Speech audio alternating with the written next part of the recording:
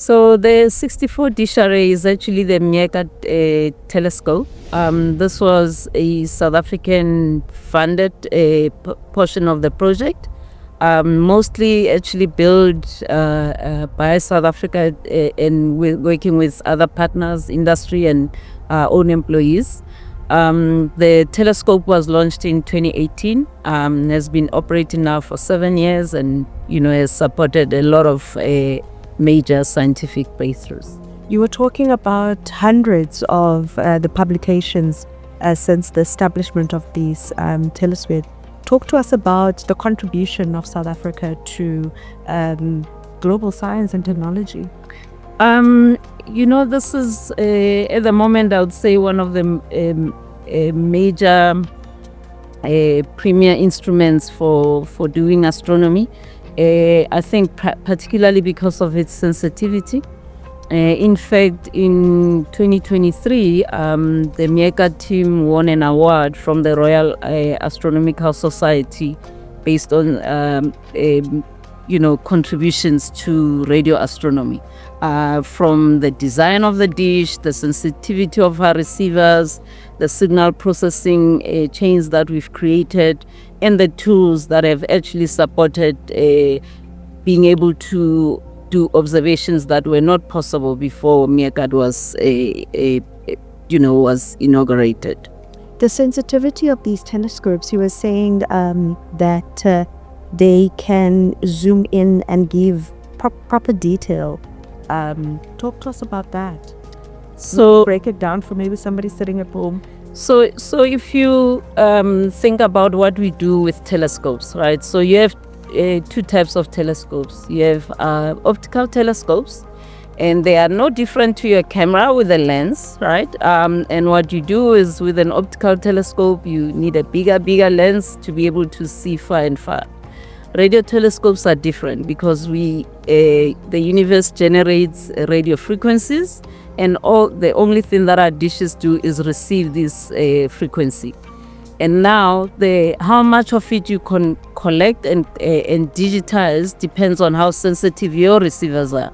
And a local company called EMSS developed the MeerKAT receivers, which are some of the most sensitive receivers that currently operate on a radio instrument.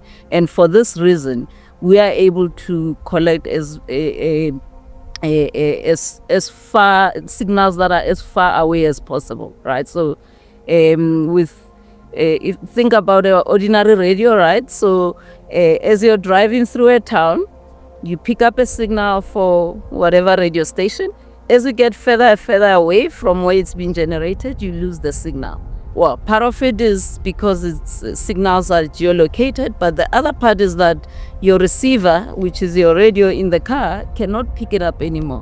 Now, if you have a very strong receiver, it doesn't matter how far you get, you would still be able to pick up a signal that's even as far you drive away from where the signal originates from. Same concept. So the stronger receivers, the more sensitive, the further they can actually receive signals coming out of the universe.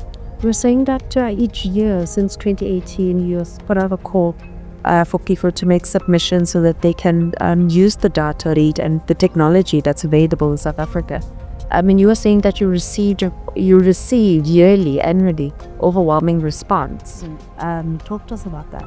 So the first call we had, we actually restricted it just to South Africa and gave local researchers an opportunity. Since then, for every call, we've received submissions from more than 24 countries. And now we have researchers around the world working using the data that's coming out of this telescope.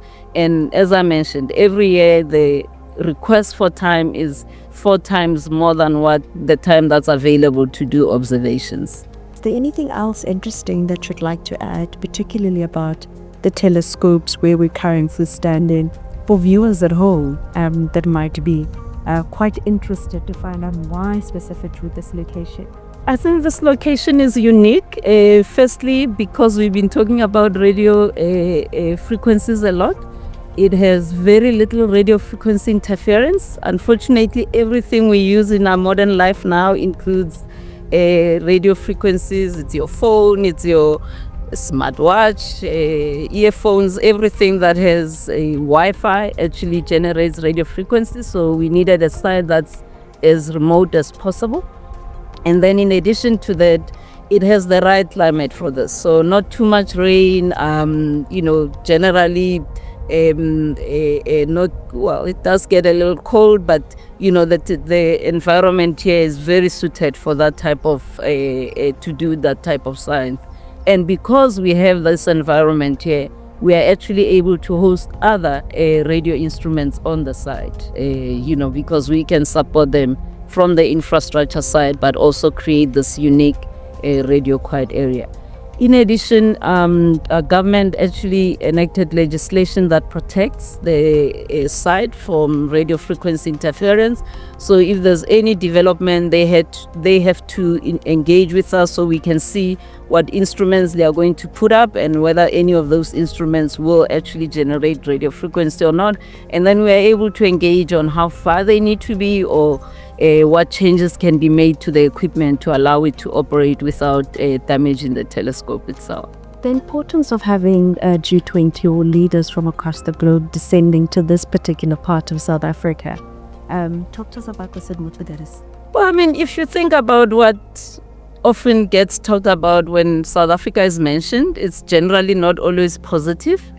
So just being able to change that narrative about what you can do in a country in the southern tip of Africa, doing the most complicated science, building the most technologically advanced instruments, creating capacity of engineers and scientists who are trying to answer some of the most complicated questions about our universe. I think it completely changes people's narrative about what Africa is about in general, but what also South Africa is capable of. Have we been able to answer any of those very complex questions? Well, not completely. A lot of people often want to know if we found a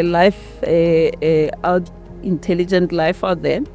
And what I can tell you is that we actually have instruments that we host here that take signals from our telescope, analyze it more broadly, and they are looking for what we call technosignatures. So with the understanding that if there's intelligent life, they are going to need some sort of technology to survive, right? So the search for terrestrial life particularly looks for technosignatures.